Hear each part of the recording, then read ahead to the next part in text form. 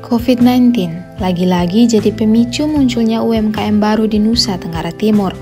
Sultan Risaid mau tak mau harus gulung tikar saat COVID-19 menghentikan segala laju pergerakan manusia, termasuk bisnisnya kala itu. Ia kemudian memilih menjual madu dari hutan Amphoang.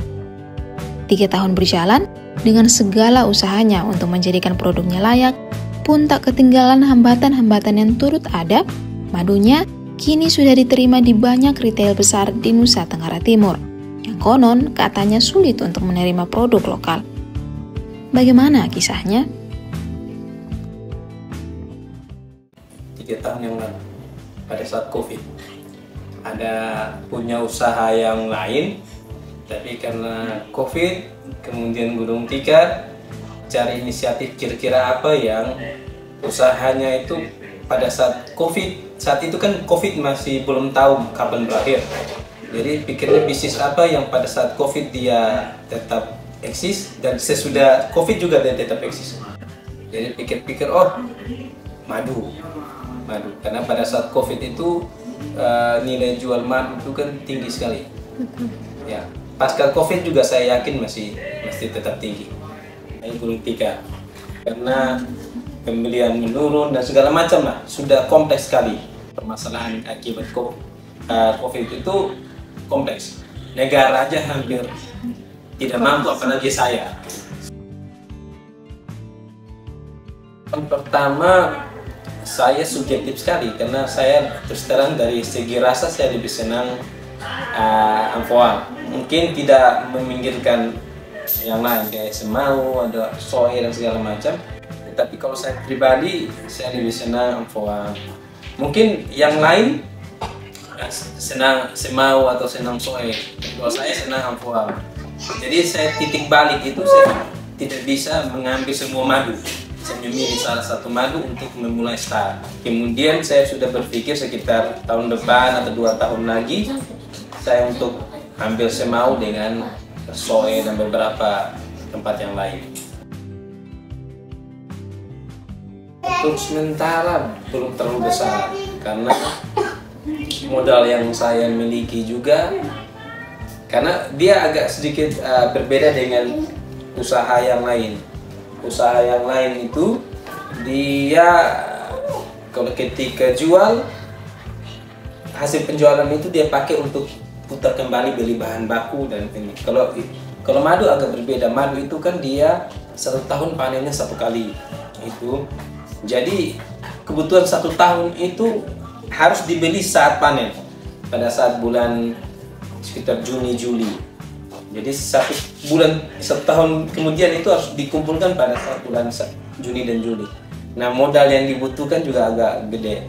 Jadi kapasitas yang saya kumpulkan untuk sementara belum sampai 1 ton juga, belum sampai. Tapi target tahun depan 1 ton lah, 1 ton menyesuaikan dengan modal. Sekali panen itu saya bisa 600-an liter. Kecil, 15 juta saja. Target awal itu memang hanya mau konsumsi di Kupang. Di Kupang, Hypermart, Bundaran sama sama Lipo dijual retail. Kemudian seluruh Indomaret ada 39 toko. Posisi sekarang ada 39 toko, menuju ke 45 toko tahun ini, dan konon katanya akan bertambah lagi, entah sampai kapan. Tapi Indomaret itu semua gerai di toko bank ini sudah ada. Kemudian Dekra juga, Dekra Nasda NTT. Dekra ini agak unik. Uniknya di tempat lain itu ada yang laku dulu baru bayar, ada yang laku dulu setelah berapa hari kemudian, misalnya sekian bulan baru bayar. Tapi di Dekra langsung dibayar tunai. Ini terus terang UMKM ini kan dia kurang di modal untuk berputarnya, beli kemasannya, beli bahan baku dan segala macam. Jadi kalau ada yang bayar tunai, itu kayak ketiban rezeki itu. Kita kalau para UKM itu kayak rezeki sekali karena uang itu bisa langsung kita putar kembali. Aduh, malu juga, masih kecil. Omset masih kecil, sekitar per bulan bisa capai sekitar sampai 10 jutaan, 11-12 lah. Yang pertama itu perizinan. Saya memang perizinan itu butuh proses kayak PRT, Balai POM, sama halal. Halal saya sudah punya, perizinan itu butuh proses. Sebenarnya pemerintah itu niat buat perizinan bukan untuk menyusahkan para UMKM, tapi ada kepentingan yang lebih besar di balik itu, yaitu untuk melindungi hak-hak konsumen yang mau beli produk kita. Apakah produk kita ini aman atau tidak aman? Nah, kadang kita UMKM ini malas, terlalu ribet, terlalu birokrasi amat lah, terlalu berkelok-kelok, akhirnya malas buat perizinan, malas buat sertifikat halal dan segala macam. Padahal sertifikat halal itu di Undang-Undang 33 2014 tentang jaminan produk halal itu wajib, tapi memang penerapannya belum wajib. Tapi dari amanat undang-undang itu memang harus wajib, karena ada kepentingan yang lebih besar di balik sekedar botol kepentingan. PRT juga untuk melindungi bahwa produk botol produk ini aman dikonsumsi masyarakat luas. Jadi kadang teman-teman yang ini tidak mau urus. Nah, perizinan ini sudah include di dalamnya kualitas. Kualitas itu ketika sudah mau urus izin harus kasih naik lagi, harus kasih naik kualitas lagi, menyesuaikan dengan standar yang ditetapkan di dalam perizinan baik PRT maupun halal. Jadi jangan takut. Jadi kita ini teman-teman titip di beberapa toko itu sebenarnya mereka bantu membranding, memasarkan produk kita, memasarkan. Jangan takut kalau titip ini susah dan segala macam. Bukan. Produk-produk lain yang sudah pabrikasi besar dan segala macam itu punya metode yang sama, titip di toko-toko. Mereka tidak berjualan sendiri. Nah, masa kita mau pakai metode yang berbeda dengan pabrikasi yang lain, yang produk-produk yang sudah pabrik gitu. Mereka titip di toko, di retail, swalayan segala macam. Nah, teman-teman yang lain karena malas urus perizinan, malas kasih naik dia punya kualitas baik di produknya maupun di kemasannya, packagingnya itu, karena malas akhirnya di toko-toko ini enggan untuk terima, karena toko-toko juga ini kan punya standar sendiri, sehingga ketika barang masuk ke toko ini mereka secara perusahaan juga tidak rugi, jadi sama-sama menguntungkan. Tipe pelanggan itu banyak. Ketika teman-teman itu mengagungkan rasa produknya itu betul, sudah benar.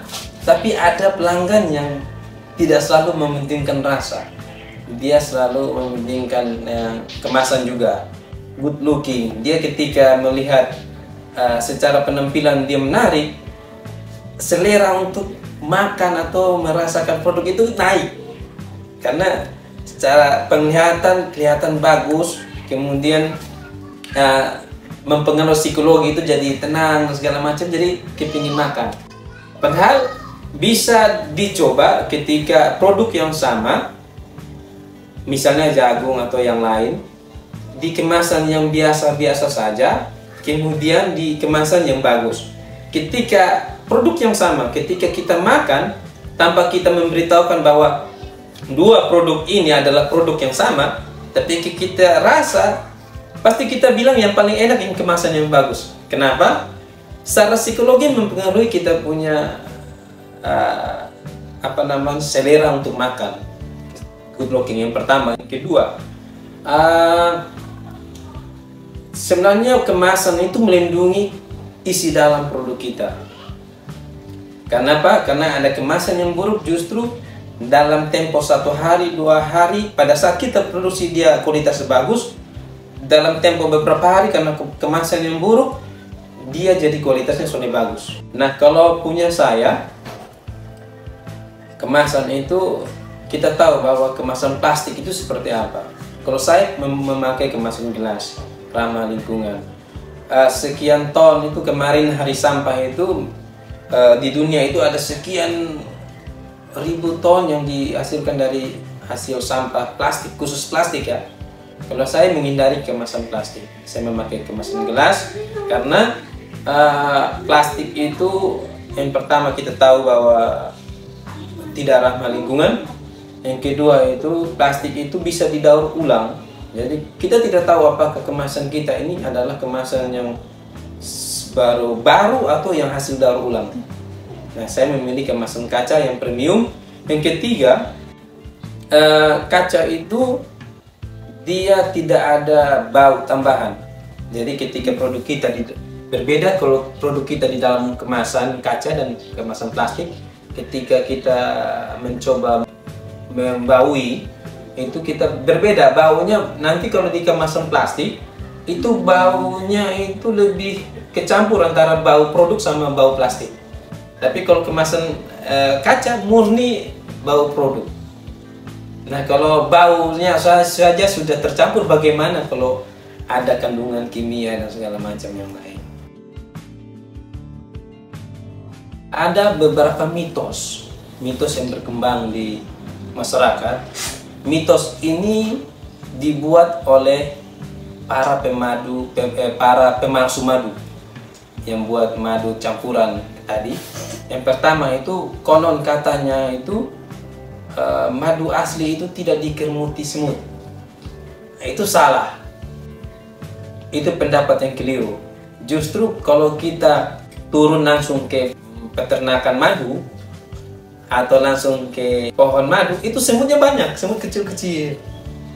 Nah, kita pikirnya, oh ini madu nih, kok semut datang ini pasti palsu nih. Padahal bukan. Karena dia mengandung 40% glukosa dan 60% luktosa, justru dia itu harus dikerumuti semut. Bukan. Nah, kalau para pemadu palsu ini kan campur. Ada yang campur akar-akar, campur segala macam. Kemudian kandungan gulanya sudah berubah. Ini yang semut tidak datang. Nah, ini saya terus terang tantangannya itu. Kenapa? Mengubah mindset masyarakat begini banyak, ini susah. Yang kedua itu, kok ada yang bilang madu mahal ya? Ya madu asli mahal. Karena sehat itu sudah bisa dihargai dengan uang. Kenapa mahal? Madu hutan, kasus madu hutan, bukan madu ternak. Madu ternak agak berbeda sedikit. Kasus madu hutan untuk amfoang itu dari rumah ke pohon untuk dia panjat itu memakan waktu itu sekitar 4 jam sampai 8 jam berjalan kaki. Kenapa? Karena kalau pakai motor medan hutannya itu tidak bisa. Pakai kuda saja tidak bisa, apalagi motor. Jadi mereka satu-satunya cara itu dia jalan kaki. Jalan kaki itu pada malam hari. Startnya sore sampainya malam. Kenapa? Mereka masih manual. Kalau ambilnya siang ini kemungkinan mereka digigit serangga itu makin besar. Tapi kalau ambil malam itu lebah itu tidak gigit. Mungkin karena secara penglihatan tidak lihat atau pada saat itu mungkin mereka sudah tidur, saya tidak terlalu paham. Tapi pada malam hari itu kemungkinan digigit itu kecil sekali. Itu yang pertama. Mereka dari rumah ke tempat pohon itu sekitar 4 sampai 8 jam jalan kaki.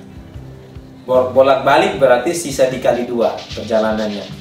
Kemudian mereka balik itu harus memikul 1 jerigen 5 liter. 1 jerigen 5 liter itu mereka harus pikul. Bayangkan selama 4 jam, 8 jam itu mereka jalan harus pikul. Mereka itu rata-rata hanya bisa memikul hanya yang 1 jerigen 5 liter. Ada 1-2 orang yang tergolong kuat yang memikul 10 liter. Jalan kaki. Kemudian naik lagi risiko jatuh, patah, ada yang mati. Naik karena pohonnya kan tidak ada pohon yang pendek. Rata-rata itu sekitar 7 sampai 8 meter. Jadi Kalau madu murah itu saya agak ragu, karena perjalanannya segitu ribet perjalanannya. Jadi kalau madu mahal ya memang dia madu. Tapi kalau madu murah, saya tidak menuduh, tapi saya agak ragu. Yang ketiga itu, kalau kita bisnis online, ongkirnya terlalu mahal kalau kita kirim ke Jawa. Jadi ketika teman-teman yang di luar NTT kepingin beli madu NTT, kemudian harganya kita bisa dibawa dengan teman-teman yang madu yang di luar NTT, di Jawa dan di tempat lain, ketika harga agak bisa bersaing bahkan di bawah, tapi ketika dikalkulasi, ditotalkan itu tambah ongkir itu kita justru harganya naik.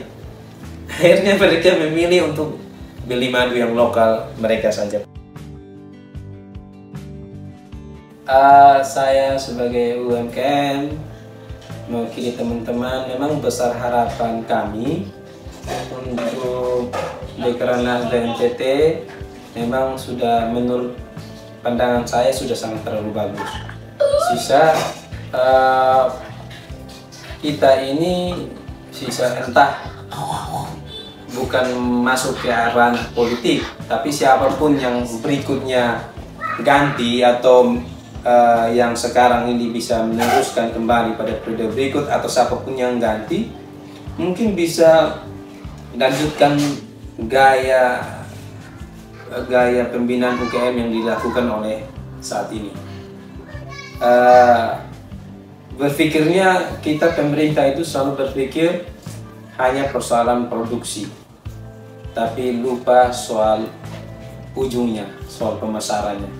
Ketika para UMKM produksi, barang ini mau dikemanakan?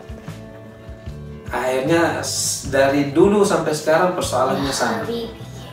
Ada pasar di luar NTT sana, misalnya di Pulau Jawa itu, tapi kendalanya ongkir. Kalau bisa memungkinkan, mungkin entah dari pihak luar atau dari Dekranasda NTT sendiri buka satu toko di Jakarta atau di mana di Jawa, yang base-nya di Jawa. Jadi kita semua kirim produk rame-rame ke sana, kumpul di sana. Ketika orang melakukan pembelanjaan online, pengirimanya bukan dari sini, bukan dari Kupang, tapi pengirimanya dari Jawa. Nah, akibatnya harga yang jatuh totalnya juga murah. Mungkin ini yang belum ada. Coba di Jakarta, pihak siapa saja, misalnya dari Dekranasda NTT atau pihak mana saja yang independen, bisa mengumpulkan teman-teman UMKM semua di base-nya di Jakarta atau di Surabaya atau entah di mana di Jawa, yang ketika orang melakukan transaksi online, pengirimannya bukan dari Kupang, pengirimannya dari Jakarta. Jadi ongkirnya bisa lebih baik, lebih murah. Kemudian yang kedua, memang beberapa teman itu kendalanya itu kemasan. Kalau bisa atau kalau mungkin kan di NTT punya rumah kemasan, kayak di Jawa Timur itu sudah punya dalam bentuk UPTD, itu adanya di Sidoarjo. Itu kemasan, mereka melayani desain kemasan, desain labelnya, gambarnya dan segala macam, sampai dengan kemasan, baik kemasan primer, kemasan yang bersentuhan langsung dengan produk, maupun kemasan yang sekunder, yang gerdus, yang segala macam, yang kemasan kedua lah. Kayak obat batuknya ada kemasan, ada atau gerdus atau tersier, kemasan ketiganya. Nah, itu di sana sudah layani sampai segitu. Nah, kita ini kan teman-teman UMKM ini kan misalnya memesan kemasan di luar, itu tidak bisa memesan dalam jumlah yang kecil, harus dalam jumlah yang besar. Kenapa? Karena rugi ongkir sekian besar. Dia kalau hanya kirimnya dalam jumlah kecil, harus dalam jumlah besar. Nah, kalau ada rumah kemasan kayak gini, mungkin permasalahan kemasan teman-teman UMKM itu bisa lebih mudah kita pecahkan. Kalau di Jawa Timur itu Justru mereka kasih desain kemasannya gratis kalau tidak salah. Jadi para teman-teman UMKM ini tidak semuanya kan paham teknologi, bagaimana buat desain yang bagus. Mungkin bisa dibantu dengan itu. Mungkin saran saya mungkin teman-teman UMKM mungkin demikian. Terima kasih. Oke siap. Bapak mau tanya sama satu lah Bapak. Nama produknya ini apa Bapak? Madu hutan NTT An-Nahal. Itu artinya apa Bapak kalau buat An-Nahal? An-Nahal itu artinya lebah. Itu dalam bahasa Seekor lebah, bahasa Arab. Oh. Seekor lebah. Siap. Oh, oke. Terima kasih.